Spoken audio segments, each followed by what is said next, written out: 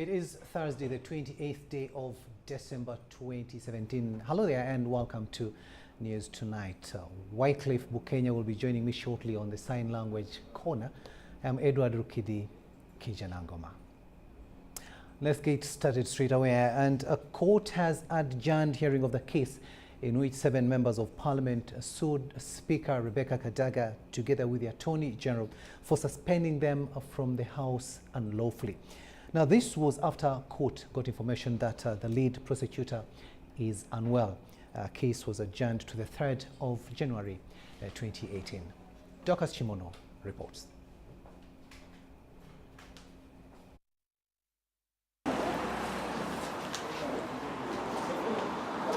Last week, the 7 members of parliament who were suspended from the House ran to courts of law with the hope of getting redress.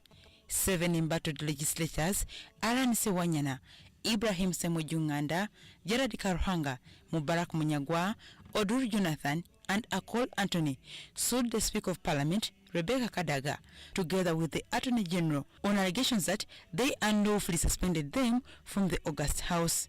However, for the first sitting, the case flopped as the legal team of the respondents requested for more time to prepare.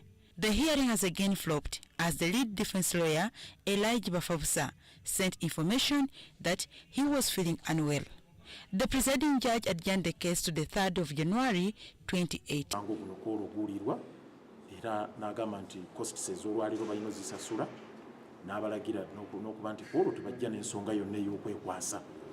Era twagala okutegeeza mukyala Kadaga nti tuteekateeka omukross examininga tuteekateeka okumukubayo ebibuuzo ajja nnyonnyole enkwata gy'akwatamu ababaka ba paalamenti gy'abayisaamu ng'obwana obuto obwa nasale kano kanogira gwe kaana gwetuula wansi gwe kanogira bwoti gwetakola ki situsaate okwogera biki gwe bla n'akwata paalamenti ng'akasomero ka nasale. In fact, however, commenting on the case, the petitioners described this as delaying tactics. In fact,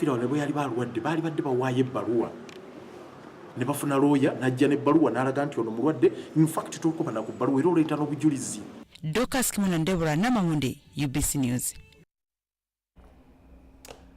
Thanks, Deborah and Kimono, for that report there. Now, the National Resistance Movement members of Parliament from Luwero and Nakasongola say they do not regret whatsoever supporting and voting in favor of the removal of the age limit from the national constitution.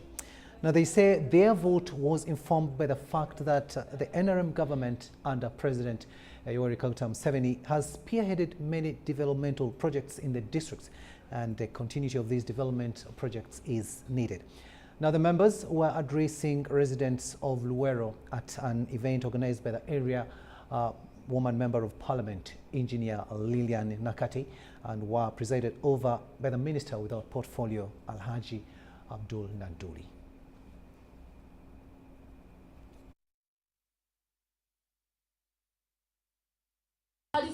Olwokuba tuli mu kitongole kye kimu tumanyi tugezaako okukola ki kuperereza ssente zifunike tusobole okulaba nti bwe tutuukira okugamba nti tuwumula nga waliwo kye tukola ki.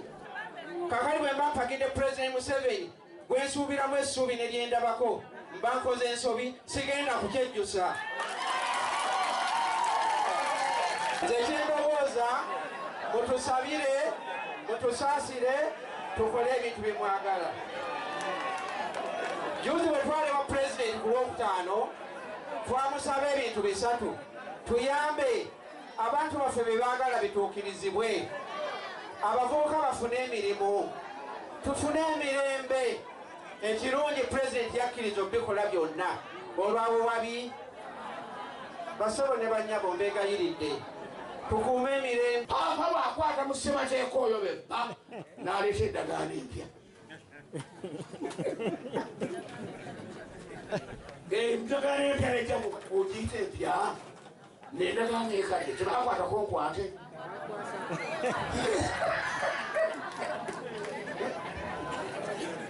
Mukalegera agamba olwaliro nga wakayita emyaka 12 baba takutte ku ssemateeka wa Yesu n'agamba mwagivuunula bubi mutereeze wano bw'aba akyatereeza mu bya Yesu gwe nga Ssekabere okulumya ekyo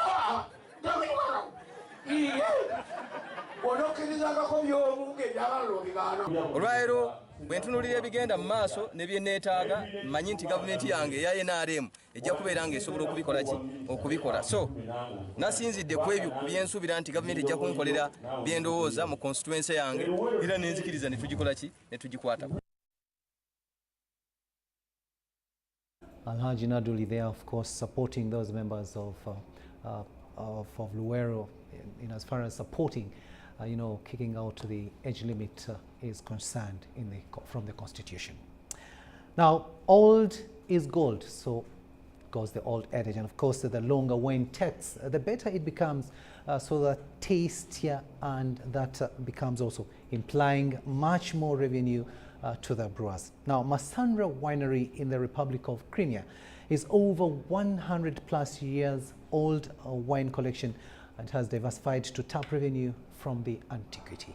We have more in this report. Visitation by guests to Masandra in Yalta municipality in Crimea has turned into a powerful marketing tool for the winery. Aroma of the wines is a reason for immediate craving for a glass upon approach. The tour in the tunnels is concluded by wine tasting, and by this time, orders are hitting the counters for the brands. Until 2014, Masandra Winery, established by Prince Lev in 1894, was under control of Ukraine before incorporation by Russia as part of Crimea. The old collection at the winery is over 100 years. In Masandra, very unique collection, nearly 1 million bottles, and some of wine from different countries, from Spain, Portugal, Italy, and all this wine is 1775 Spanish sherry de la Frontera, in 2001. Russian President Vladimir Putin, in a visit to the winery in 2015, drank from a 1775 of Gias de la Frontera, worth 300 million shillings, an equivalent of $90,000. The cork is changed after 20 years. And keeping bottle many years. That's why we use special cork from Portugal, very high quality, but every 20 years we change cork in each bottle, and before sell this wine in our special shops. Wineinvestment.com ranks Melistri Michi at #1 with the world's biggest collection of wine, totaling 2 million bottles. Although Masandra Winery isn't listed by the website, it should rank second in the world for its 1 million bottle collection compared to Hotel de Paris with collection of 600,000 bottles. In antiquity, there is money. Onyango Jackson, reporting for EBC TV. Thanks, OJ, for that report there. We'll take a short break, but we return with business news. Stay with us.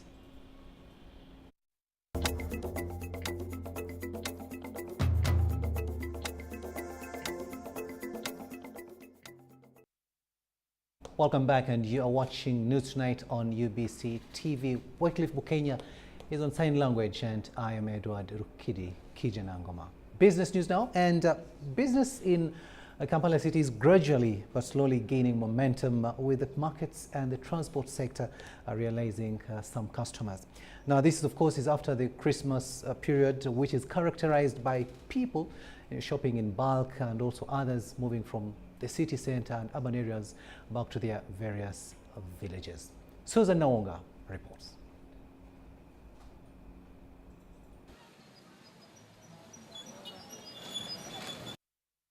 Business is slowly returning to normal after the Christmas season, where the bulk of city dwellers traveled to villages. UBC crew went to Nakasongola Market, where the fruit section was fully operational.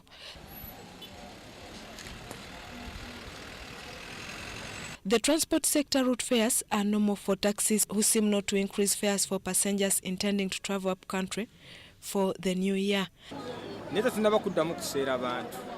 Ekyatuseza luli abantu nti mmotoka luli twatwalanga abantu nga tetukomyawo naye kati olwaleero abantu bali mu kyalo twazeeyo ku bbeeyi yaffe enkadde kati jinja twalira siringi 600. Baddewo badde bwantambula nti abadde erinnyemuko bbeeyi naye kati nga fe abasaabaze tetulinayo kati tuzeeyo mu mbeera yaffe batutwaliramu eya bulijjo. Those traveling back from villages to urban centers, however, have to expect a transport increase due to volumes of travelers who are coming from the rural areas. Ate era ne kati bavaayo bakomawo era tuteeka obongera ku ssente olw'okuba nti era babeera bangi. Era mu kukomawo kati abantu bavu eno ate ne bazivuga ne bazitwala eri enjereere oba ofunyeyo abantu babiri mu kkubo okomewo n'abantu bali. Era balina kubasera okuva eri kubanga zizaayo emmotoka abantu tezirina be zizaayo kati okuva mu kyalo abantu balina kuddira ssente nnyingiko naye nga tezijja kuba z'amaanyi nnyo nga ze baagenda. Traffic jams are also resurfacing in the city. Here on the Market Street shows the real state of Kampala city during lunchtime traffic jam. Just about 300 meters down at Kwalsel bus terminal, the transport business is returning to normal, although business persons in the neighboring areas have used the opportunity that the bus is up country to utilize space for parking.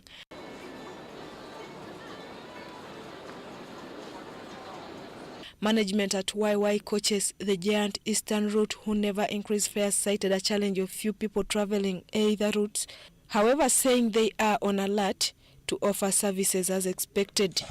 As YY Coaches, we have not increased our fares for our customers. At the way of giving back to our customers, our price is standard. The challenge we had, people, we are really mob, and we could not afford to carry all of them. And other buses, of course, they are charging highly.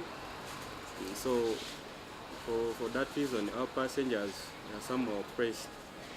In Uganda, over time, people celebrate Christmas with pomp, and many who stay in big towns prefer celebrating the day with their biological families in villages. Susan Naonga and Cosmos Banonya reporting.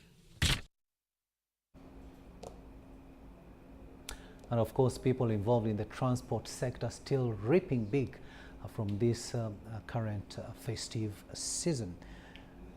Now let's talk farming, and the year 2017 is almost coming to the end, and farmers are expecting bumper harvests after a stable second season. But of course, with the excesses of pests and diseases, including the fall army worm that attacked maize, millet and sorghum gardens in some parts of the country. However, farmers are being advised to adopt drought-tolerant technologies such as irrigation, drought-tolerant seeds and climate-smart technologies, which is said can give them a better harvest and better returns. We'll have a detailed report. Food production and household income remains a big challenge to many peasant communities in Uganda. Although agriculture contributes 68% to the GDP, about 70% of the population relies entirely on agriculture. 2017 has been a turning point to many farming communities following the year 2016, where over 30 districts in Uganda faced acute food shortage. There was too much drought, and because of that too much drought, the effect of the new pest that came on Ugandan soil, which is the armyworm, also affected the farmers so much. Climate change has had an effect on agriculture after a change in rainfall pattern, the increasing plant and animal diseases and pests. A few years ago, we were hit by drought, and many farmers are now realizing that actually you can't rely on rain, and they are taking up several irrigation systems. That's one area where I feel that we are impacting, we are seeing a change in the farming community. Fred Lukandwa Msasizi, an agriculture engineer, advises farmers to adapt to climate-smart farming. But they are taking up the simple tools, the simple equipments, the planters, the working tractors. Simple but effective. Sasakawa Global 2000 and the Ministry of Agriculture, Animal Industry and Fisheries has trained farmers on improved technologies of crop production. We have worked with, we've demonstrated the production technologies. We promote drought-tolerant varieties of maize, soybean, rice, and beans. We also promote of course, the improved seed. We promote planting in lines, soil and water conservation using the bands. Able to disseminate, to promote a lot of labor-saving technologies, the use of the planters, the use of the seeders, the use of the weeders, and farmers, a number of farmers have picked interest, and some of them have started using them. According to the organization managers, the use of improved drought-tolerant planting materials, fertilizer usage, and adapting to proper agronomic practices has improved the livelihoods of many communities. We saw grain powders starting to produce maize and NPK, that is specific for maize, for soybean, and we have tried them and the farmers have picked interest, and they are ordering for. They are buying actually. Also, we developed training guides on the control, on the management of armyworms, and they have a number of people have taken them and are using them. And actually, when you look at the second season, because of the use of the knowledge, the effect has gone low, and farmers have the conscience on control of the armyworm has gone high. Following the crop production technologies, we promote also post-harvest handling and agro-processing technologies. This means we'd like to bring the quality grain to the market so that the farmers can get premium price for their produce. We start from harvesting. We ensure that we train the farmers to do good harvesting practices. So, in 2018, farmers need to sustain technologies and save more money to invest in agriculture production. We want to ensure that farmers get as much information as possible on the climate smart technologies. We want to scale to emphasize the use of labor saving technologies as a way of mitigating against the climate change. So 2018 is going to be a more rigorous year. For 2018, let us all still work together to improve the livelihoods of the smallholder farmers. Let us even mentor them to take up agriculture insurance, which has been a challenge to us. We have worked with the institutions that are promoting it, but the farmers have not really bought up the idea of taking up the agriculture insurance, and yet it is a big fallback position in times of disaster of this climate change. Because there's no way they're going to acquire these technologies unless they've saved enough resources, enough money. And then the other thing is to scale down the technologies. Some of the technologies are so complicated for the farmers. So what we want to do is we call it adaptation, to adapt these technologies to suit our environment here, and to be used by the smallholder The country's farmers. agroeconomy is now set to thrive as stakeholders join arms to address the emerging challenges. Douglas Setumba compiled this story for UBC News. Now, beneficiaries of the Saemaul Undong development model that is being piloted by inclusive and sustainable new communities have asked development partners to replicate the initiative and extend it to some other parts if Uganda is to realize true development. Now, the project has been piloted in 3 districts of Maracha, Bunyangabo and Luka, and it has already left increased household incomes and developed infrastructure, among other developments that have been achieved through self-reliance. Our reporter Banediga gives us more on that in this exclusive.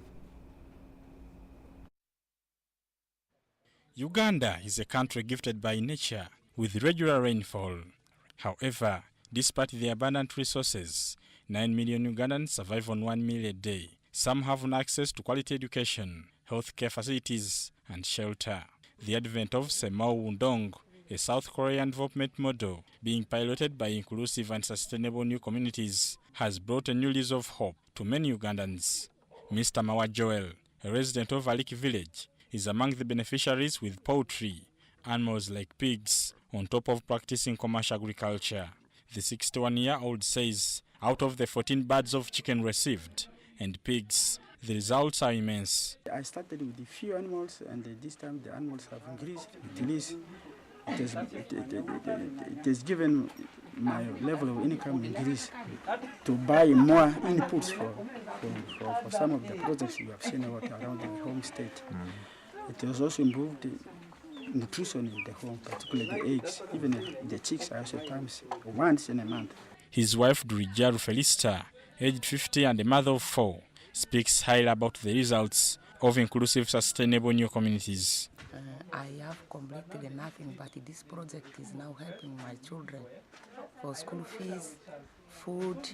This single mother of 4, also in Olufe Sub-County, Maracha District, says the spirit of cooperation and self-help has helped touches hunger for good. Okay. So she said they usually, have those initiatives where they go and dig for their friends, and also she has helped dig, to other groups of people, but also she has been helped, like have other people also come and help her to dig. There's a time when they came, they dug for her, and she has planted cassava, so that has been very good, that exchange program. The challenge, however, remains taking good care of the animals and birds, especially during scarcity of feeds. At Olufe Sub-County, communities have embraced the spirit of cooperation, self-help, diligence and transformation created for community development, construction of a food bank, and a 3-classroom building for a technical school, and a circle office which will also house a community radio, thanks to the Inclusive and Sustainable New Communities project, where over 100,000 bricks were laid by the community for these constructions. This is a dream come true, according to the Sub-County Chief Christine Bamali and Arijoli Diana, the Community Development Officer. Why they dreamt of having a community technical school is to cater for the school dropouts, the rampant school dropouts, because of poor parents who will not afford higher education, so that they will give skills training to the school dropouts so that they will earn a living. It gives people the chance to own up, especially the aspect of community contribution and participation, so they feel it is theirs. You cannot take that away from them. So it is one of the ways it has made us improve, and also positivity towards projects. Yes. The project that is in line with Uganda's development agenda of a middle-income country by 2040. The Inclusive and Sustainable New Communities project that has been piloted in 3 districts in Uganda since 2015 is finally coming to an end with tangible results, to which leaders, especially here in Maracha district, are grateful of how their work has been made simple, especially mobilization at grassroots levels to realize development. Very, very simple for me. Mobilization has become very simple. Before this project, it was very hard to mobilize people to do community work. It was very, very hard. These days, mobilization is not a problem. Even if you want all the LC ones tomorrow, at 7 they will be there. Why can't we come together and open out the roads? Because of this project, the mindset of the people changed. Just why you get people, they voluntarily come together and say, this is something who can help us. They do it. And this is what is happening in Olufe Sub-County. People are doing it openly without being forced because of the SENS project. Maracha District Chairman Wilfred Adiga speaks highly about the Inclusive and Sustainable New Communities project, saying Olufe Sub-County and the district at large have registered progress. This is a project which has changed the lives of the people in Olufe Sub-County. My request to the Minister of Local Government and other stakeholders that the good practices should be replicated in other sub-counties. With partnership from the Republic of Korea and United Nations Development Programme to promote the Saemaul Undong model for rural progress in Uganda, the Minister of Local Government only reports success. Communities come together, identify their needs, and agree to work on those issues themselves. Statistics show that in Maracha district, 155 kilometers of community roads have been opened, estimated at over 323 million shillings. 265 kilometers of roads, estimated at 161 million, have been opened in Luka district, and 118 kilometers of community roads in Kabalole, totaling to 488 kilometers of roads at an estimated 1,677,000 shillings. State Minister for Local Government Jennifer Namyangu says her ministry is now coming up with 5 policy briefs to promote self-help projects, which also include reinstating parish chiefs countrywide. We have directed all the local governments to ensure that the parish chiefs are recruited. These parish chiefs are going to help us monitor. Because when you talk about the politicians, they first look at their votes. And say, if I tell people now to do this, then maybe they will not vote for me. But now, a parish chief is a civil servant. They will definitely help us, not only to monitor, but also mobilize the population. Leaders are now discussing sustainability plans with prayers that the program be replicated to realize more development. So there is an opportunity to integrate what we have learned from this into policies, into programs as we scale this up, and that will be done and has been planned for through the documentation that has been happening. And as the project comes to an end, these painted walls with messages that suggest mindset change in Olufe Trading Center and other parts of the district will keep reminding communities the importance of self-help, diligence and cooperation for collective development. Bernard Iga, UBC TV, Maracha District.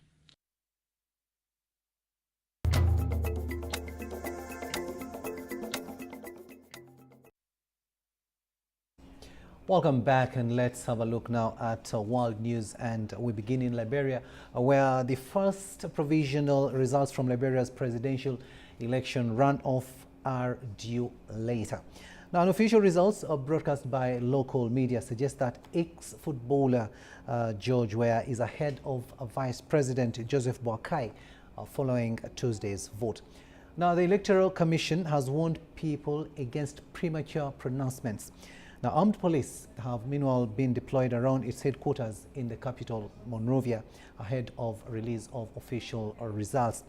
Now, Mr. Weah, who is 51 years of age, won the first round in October with 38.4% of the vote, compared with the 28.8% of Mr. Boakai, who is 73 years old. Now, his failure to secure an outright majority forced a runoff. Now, Mr. Weah played for a string football clubs, including AC Milan and Paris Saint-Germain, and is the only African footballer to have won FIFA World Player of the Year and the coveted Ballon d'Or in 1995.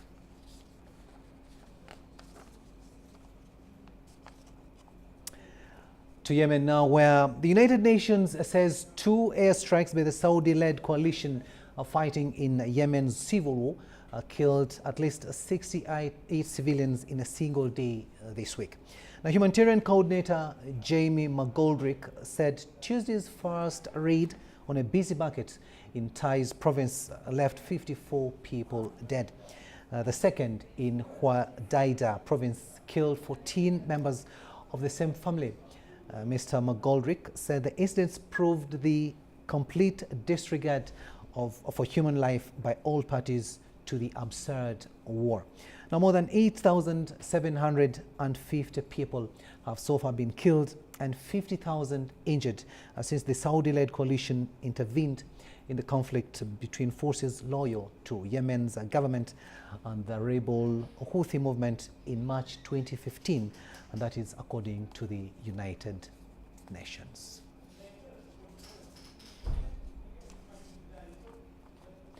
And lastly, we go to Afghanistan, where at least 40 people have been killed and 30 wounded in a suicide attack at a Shia cultural and religious organization in the western area of the Afghan capital, Kabul. Now, the Interior Ministry told the BBC the suicide blast was followed by another 2 explosions in the area. No one has yet said they were behind the attack. In recent months, so-called Islamic State has been carrying out attacks on Shia targets across the country. The Taliban have issued a statement saying they were not involved in the latest attacks. However, images on social media showed a number of bodies in a courtyard following the blast. Deputy Interior Ministry spokesman Nasrat Rahimi told Agence France Presse the target of the attack was the Tabayan Cultural Center. A ceremony was being held to mark the 38th anniversary of the Soviet invasion in Afghanistan when the explosion went off. And that is World News.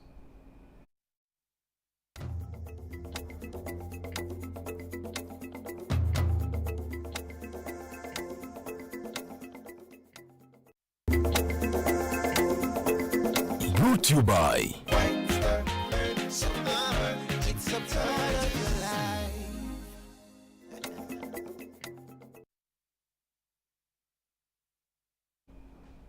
Sports news, and we begin with chess, where the 2017 Chireka Open Chess Tournament is underway at Sportsview Hotel in Chireka. Now, the tournament has attracted more than 150 players competing for a top 1 million shillings kitty among the men, while the lady winner will bag 700,000 Ugandan shillings. Now, the cast of players is led by respective gender defending champions Arthur Segwanyi and Ivy Amoko. Now, our reporters talked to tournament convener Edgar Ntende and Uganda Chess Federation President Emmanuel Mwaka, who summarized the 2017 chess activities.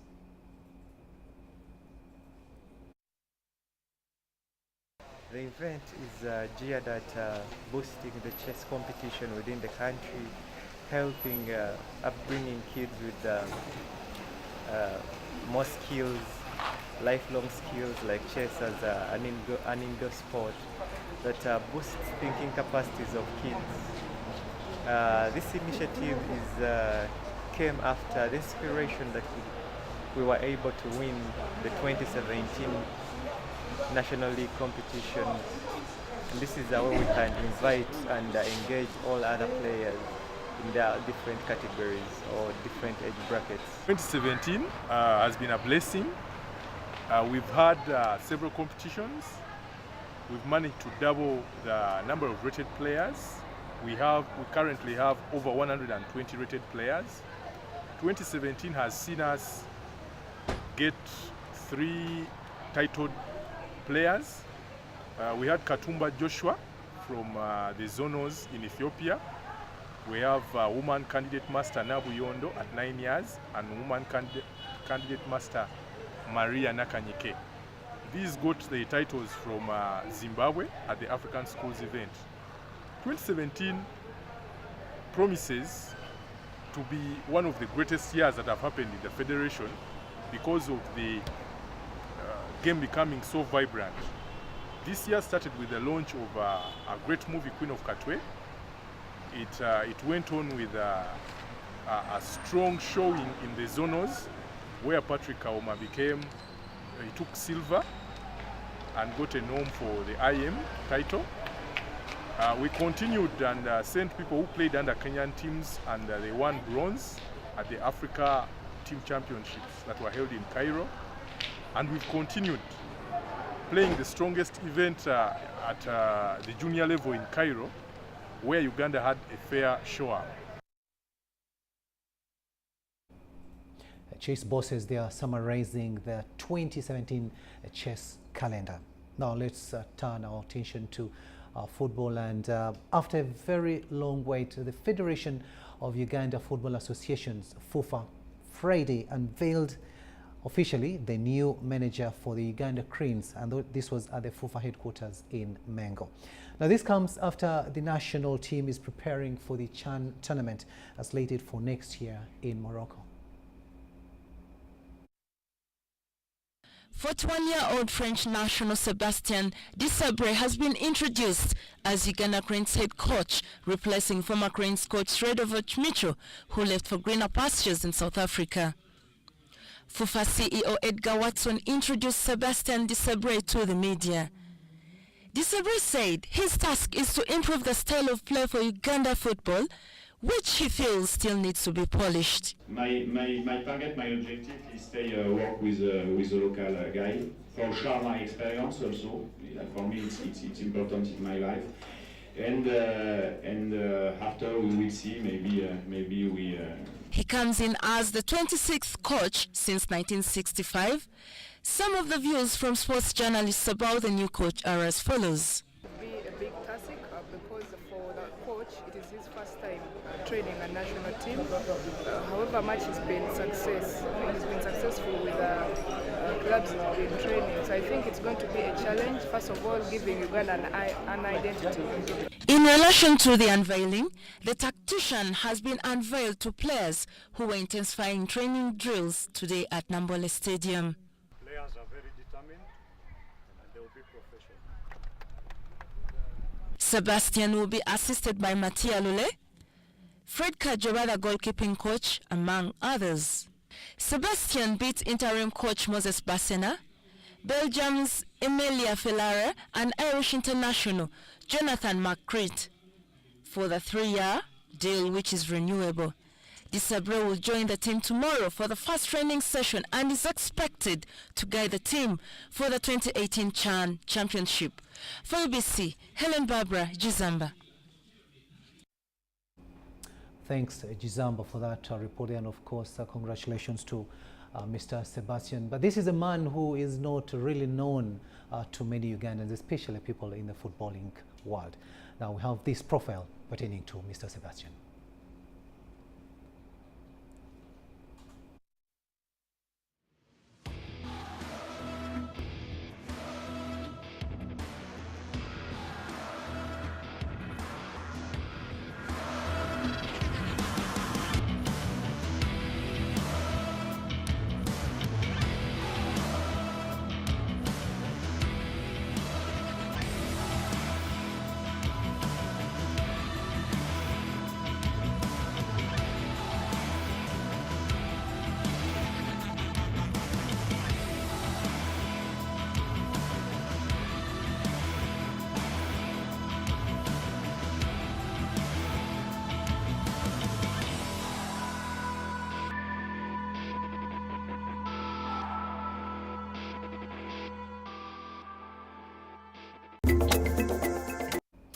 We finally come to the end of news tonight. Thank you so much for having kept us company.